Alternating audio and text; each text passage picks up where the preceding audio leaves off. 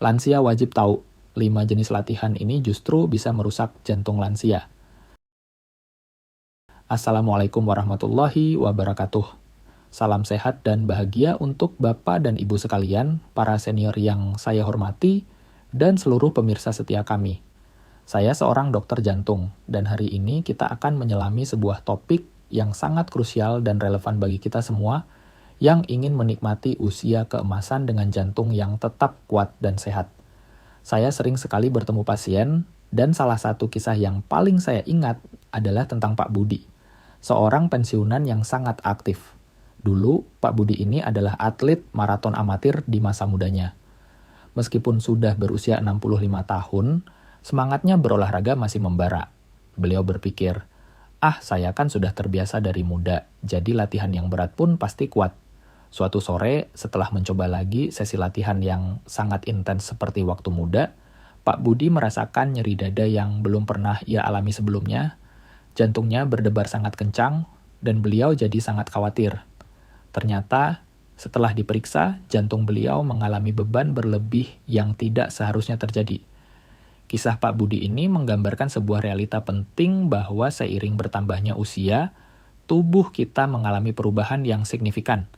Jantung kita, pembuluh darah kita, bahkan respons otot kita terhadap berbagai jenis aktivitas fisik tidak lagi sama seperti saat kita berusia 20 atau 30 tahun. Sebuah latihan yang dulu mungkin terasa menyegarkan dan bermanfaat, kini bisa jadi justru memberikan tekanan yang kurang baik pada jantung kita. Ini bukan tentang berhenti bergerak atau menjadi pasif, justru sebaliknya. Ini tentang menjadi lebih bijak, lebih cerdas, dan lebih mendengarkan sinyal dari tubuh kita sendiri. Hari ini saya akan membagikan 5 jenis latihan yang menurut studi dan pengalaman klinis perlu Bapak dan Ibu pertimbangkan ulang. Beberapa di antaranya bahkan mungkin populer, namun memiliki risiko tersembunyi bagi jantung lansia. Mari kita mulai agar kita bisa terus beraktivitas dengan aman dan nyaman.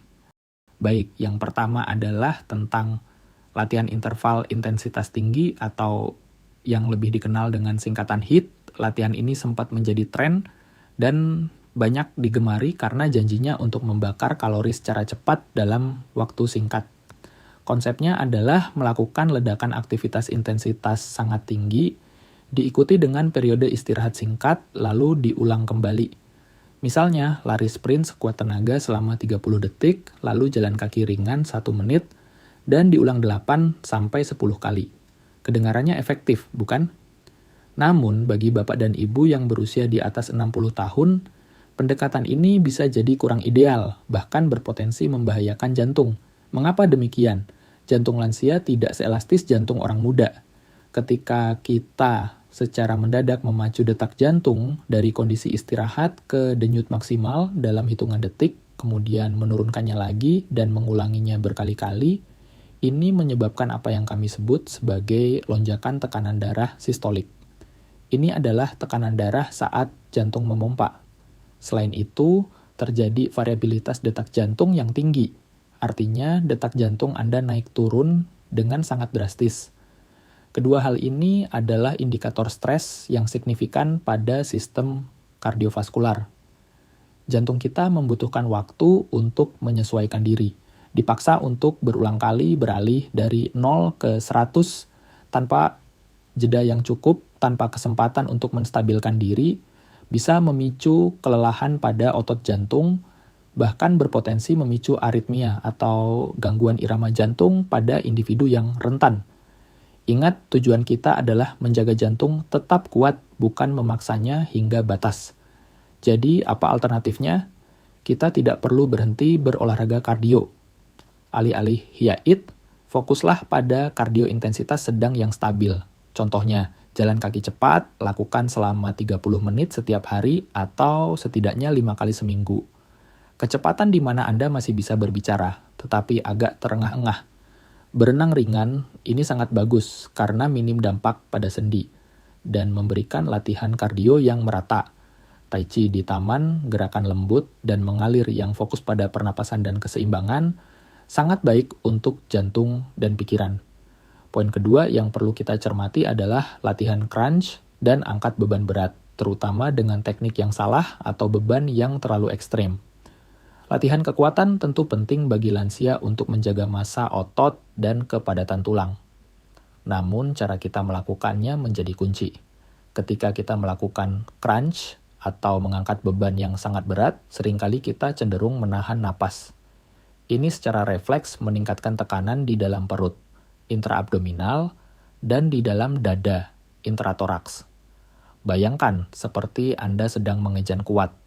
Peningkatan tekanan ini secara langsung memberikan beban ekstra pada jantung, memaksanya untuk memompa darah dengan tekanan yang jauh lebih tinggi.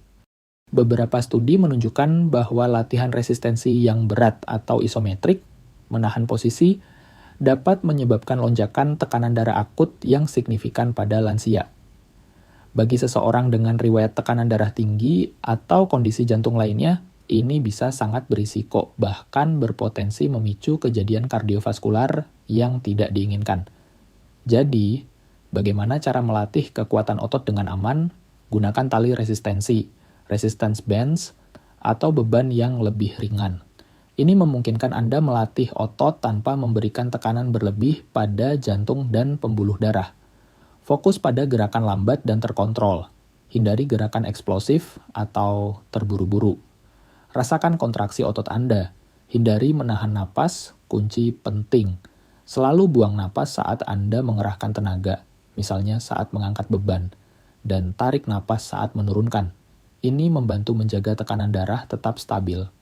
Pertimbangkan bekerja dengan pelatih bersertifikat, terutama yang memiliki pemahaman tentang fisiologi lansia. Mereka bisa merancang program yang aman dan efektif. Poin ketiga kita adalah tentang berolahraga di suhu yang ekstrem, baik terlalu dingin maupun terlalu panas. Lingkungan tempat kita berolahraga seringkali luput dari perhatian, padahal dampaknya pada jantung bisa sangat signifikan. Mari kita bahas cuaca dingin terlebih dahulu. Ketika suhu lingkungan turun drastis, tubuh kita secara alami berusaha mempertahankan suhu inti. Salah satu caranya adalah dengan menyempitkan pembuluh darah kita, terutama di kulit dan ekstremitas. Penyempitan pembuluh darah ini dapat meningkatkan tekanan darah, karena jantung harus memompa lebih keras untuk mengalirkan darah melalui pembuluh yang lebih sempit. Bagi seseorang dengan kondisi jantung yang sudah ada, atau tekanan darah tinggi, ini bisa sangat berisiko. Risiko serangan jantung bahkan bisa meningkat di cuaca dingin yang ekstrim. Sebaliknya, berolahraga di cuaca yang sangat panas juga tidak kalah berisiko. Saat panas, tubuh berusaha mendinginkan diri dengan melebarkan pembuluh darah di kulit, sehingga lebih banyak darah mengalir ke sana untuk melepaskan panas. Ini memaksa jantung untuk memompa lebih cepat untuk menjaga sirkulasi darah ke organ vital lainnya, apalagi jika kita mengalami dehidrasi. Kondisi ini bisa menyebabkan kelelahan panas, serangan panas, bahkan gangguan irama jantung. Jadi, bagaimana cara kita tetap aktif tanpa mengorbankan jantung karena suhu ekstrem? Pilih waktu yang tepat di musim panas, berolahragalah di pagi atau sore hari saat suhu lebih sejuk. Di musim dingin, pilihlah waktu siang hari yang lebih hangat. Pilih lingkungan yang stabil, jika memungkinkan, berolahraga di dalam ruangan yang suhunya terkontrol, seperti pusat kebugaran atau di rumah. Hidrasi adalah kunci. Minumlah air yang cukup sebelum, selama, dan setelah aktivitas fisik, terlepas dari cuacanya. Pakaian yang tepat, kenakan pakaian yang mudah menyerap keringat saat panas, dan pakaian berlapis saat dingin, agar Anda bisa menyesuaikan diri. Poin keempat adalah mengenai gerakan-gerakan yang cepat dan penuh semangat, seperti melompat, berputar mendadak, atau perubahan arah yang tiba-tiba. Ini sering kita lihat dalam olahraga yang lebih dinamis. Seiring bertambahnya usia, beberapa sistem dalam tubuh kita mengalami sedikit perlambatan. Sistem saraf kita yang bertanggung jawab mengirimkan sinyal ke otot mungkin tidak lagi bereaksi secepat dulu. Refleks kita juga bisa menjadi tidak setajam saat muda, dan yang paling penting, keseimbangan kita mungkin tidak seandal sebelumnya. Selain itu, pembuluh darah besar kita, arteri, juga cenderung kehilangan elastisitasnya menjadi lebih kaku. Gerakan-gerakan yang melibatkan perubahan posisi atau kecepatan yang sangat cepat dapat menuntut respons yang sangat cepat dari sistem kardiovaskular dan saraf. Misalnya, saat Anda melompat, jantung harus segera memompa darah ke otot-otot kaki. Jika ada jeda atau respons yang tertunda, ini bisa menyebabkan fluktuasi tekanan darah yang tidak diinginkan, bahkan memicu ritme jantung yang tidak teratur, atau yang lebih parah, risiko jatuh yang bisa berakibat cedera serius. Lalu, apa solusinya? Kita tetap bisa menjaga kelincahan dan koordinasi tanpa risiko. Pilihlah jenis latihan yang lebih lambat dan mengalir, yang memungkinkan tubuh Anda beradaptasi dengan ritme yang lebih tenang. Tai Chi ini adalah bentuk latihan yang sangat baik untuk keseimbangan, fleksibilitas, dan koordinasi dengan gerakan yang lambat dan terkontrol. Aerobik air memberikan dukungan pada tubuh, mengurangi dampak pada sendi, namun tetap memberikan resistensi yang baik untuk kekuatan dan kardio. Peregangan lembut dan yoga lansia fokus pada kelenturan dan pernapasan, sangat baik untuk relaksasi dan menjaga jangkauan gerak, latihan keseimbangan statis, seperti berdiri satu kaki sambil memegang sandaran atau berjalan tumit ke jari kaki. Terakhir, namun tak kalah penting, adalah kebiasaan berolahraga terlalu dekat dengan waktu tidur. Banyak dari kita mungkin merasa nyaman berolahraga di malam hari setelah aktivitas harian. Namun, ini bisa berdampak negatif pada kualitas tidur dan secara tidak langsung pada kesehatan jantung kita. Latihan fisik yang intens, terutama dalam waktu 2-3 jam sebelum tidur, dapat meningkatkan detak jantung dan suhu tubuh inti Anda. Kondisi ini membuat sistem saraf simpatik kita, yang bertanggung jawab untuk respons lawan atau lari, tetap aktif.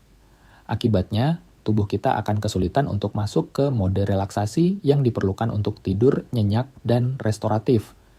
Padahal, tidur yang berkualitas adalah salah satu pilar utama kesehatan, terutama bagi lansia.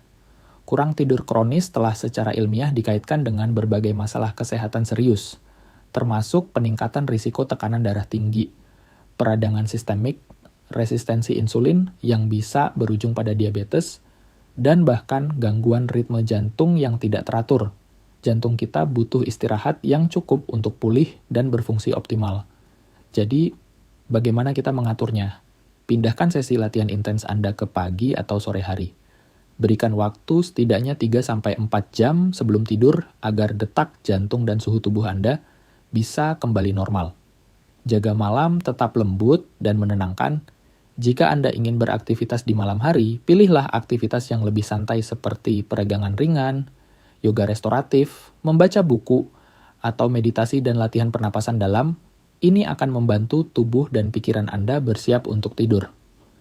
Bapak dan Ibu sekalian, para sahabat sehat, semoga informasi ini memberikan pemahaman yang lebih baik tentang bagaimana kita bisa menjaga kesehatan jantung di usia keemasan ini dengan lebih bijak. Menua bukan berarti kita harus menyerah atau berhenti beraktivitas. Justru sebaliknya. Ini adalah kesempatan untuk memilih jalur yang lebih bijaksana dalam berolahraga. Dengan kesadaran penuh, kelembutan pada tubuh, dan yang terpenting, selalu mendengarkan sinyal-sinyal dari tubuh kita sendiri. Perubahan positif pada kesehatan kita pastinya tidak terjadi secara instan. Tentu ada proses yang harus kita lewati, usaha yang kadang tidak mudah, tapi saya jamin, diperlukan konsistensi untuk mencapai manfaat yang luar biasa ini. Mari kita jadikan ini sebagai investasi jangka panjang untuk kualitas hidup kita. Kami sangat terbuka terhadap masukan dari Bapak Ibu sekalian, terutama terkait topik-topik kesehatan. Misalnya ada makanan tradisional asli Indonesia yang Anda tahu bisa mencegah penyusutan otot kaki, atau tips hidup sehat dari kearifan lokal daerah Anda. Silakan bagikan keluhan, pertanyaan, atau pengalaman Anda di kolom komentar di bawah ini. Mari kita berdiskusi, saling memberikan tips dan trik dalam menjaga kesehatan. Dan yang paling penting, silakan ajukan permintaan topik untuk saya bahas pada video selanjutnya. Masukan Anda adalah inspirasi bagi kami. Jika video ini bermanfaat, jangan lupa untuk klik tombol subscribe, berikan like sebagai dukungan, dan bagikan video ini kepada rekan dan keluarga Anda yang membutuhkan. Sampai jumpa di video berikutnya, salam sehat dan tetap semangat.